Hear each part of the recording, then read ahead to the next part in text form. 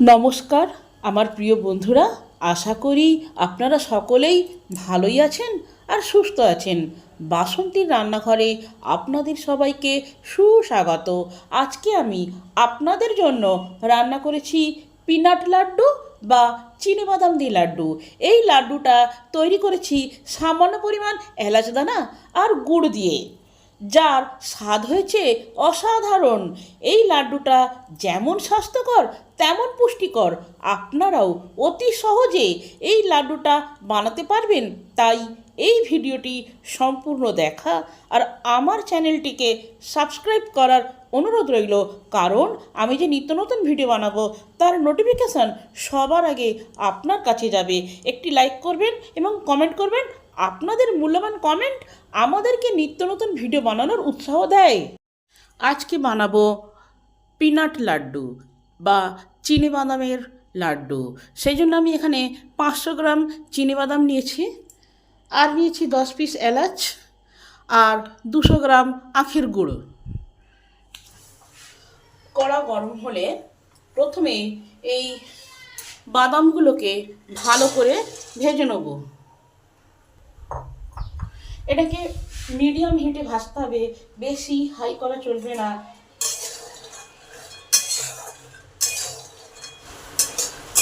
এটাকে কন্টিনিউ নেড়ে যেতে হবে। মিডিয়াম হিটে কন্টিনিউ নেড়ে নেড়ে অনেকক্ষণ ধরে ভাজা করতে হবে, যতক্ষণ না বাদামগুলোয় ফটফট আওয়াজ হচ্ছে আর বাদামের খোলাগুলো এরকম চাপ দিলে আপনি থেকে ছেড়ে যাবে, ততক্ষণ পর্যন্ত এটাকে ভেজে যেতে হবে। হাই হিট করা চলবে না, হাই হিট করলে বাদামগুলো ভাজা না হয়ে ছুঁয়ে যাবে। কম করে 10 মিনিট ভাজতে হবে বাদামগুলোকে।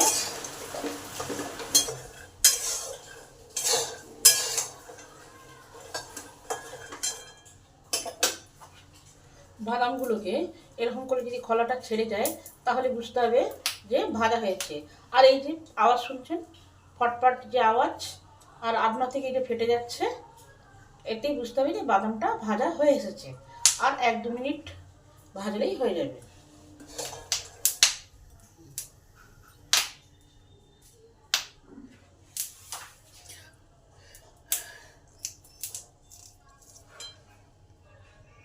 বাদামগুলো আমার ভাজা হয়ে গেছে, গ্যাসটা নিভিয়ে দিলাম। এবার এই বাদামগুলোকে ভালো করে ঠান্ডা হতে হবে, তারপরে খোলাগুলো ছাড়িয়ে নেব।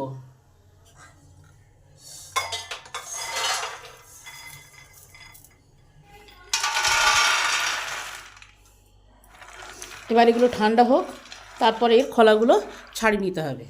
এবার বাদামগুলো হালকা ঠান্ডা হয়ে এসেছে, এইভাবে ঘষে ঘষে বাদামের খোলাগুলোকে ছাড়িয়ে ফেলতে হবে।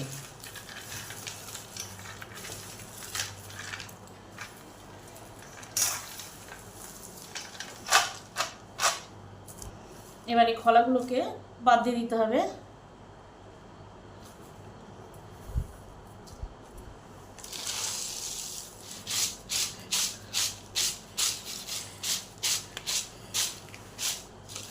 খুব সহজে খোলাগুলো বেরিয়ে গেল।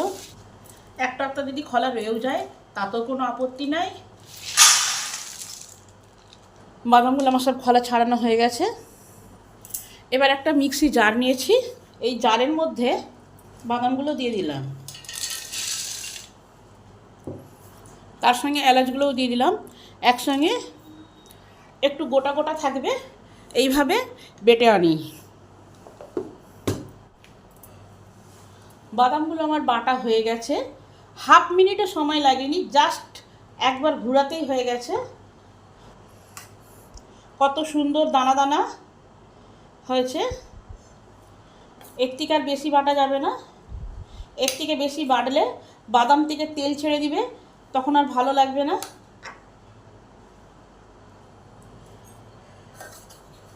গুড়কে দিয়ে দিলাম, আখের গুড়, আপনারা চিনি দিয়েও করতে পারেন গুড়ের বদলে। এর সঙ্গে 2 টেবিল চামচ জল যোগ করলাম।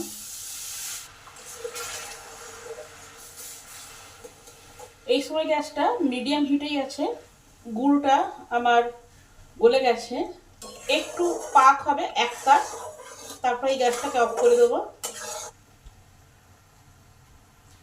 চিটচিটে একটা একতারের মতন হবে।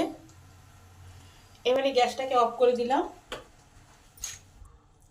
এবারে বাদামের যে পাউডার এটাতে দিয়ে দিলাম। এবার এটা ভালো করে মিশিয়ে নেব।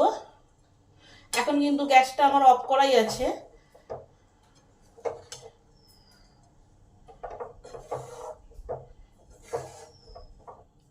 ভালো করে বাদামের পাউডারের সঙ্গে গুড়টা মিশিয়ে নেব।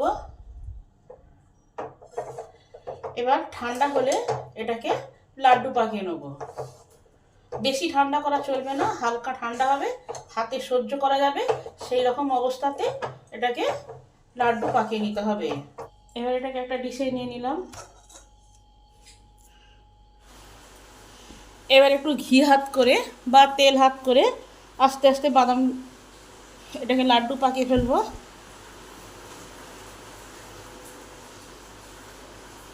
কত সুন্দর হয়ে যাচ্ছে।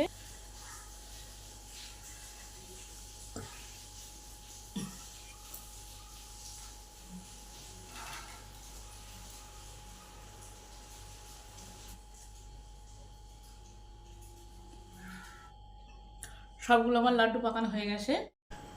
আপনারাও বাড়িতে এইভাবে পিনাট লাড্ডু বা চিনেবাদাম লাড্ডু তৈরি করে দেখবেন। রেসিপিটা যদি ভালো হয় তাহলে আমার চ্যানেলটিকে সাবস্ক্রাইব করবেন, লাইক করবেন, কমেন্ট করবেন ও শেয়ার করবেন। ভিডিওটি সম্পূর্ণরূপে দেখার জন্য অসংখ্য ধন্যবাদ। দেখা হচ্ছে অন্য কোনো নতুন ভিডিওতে।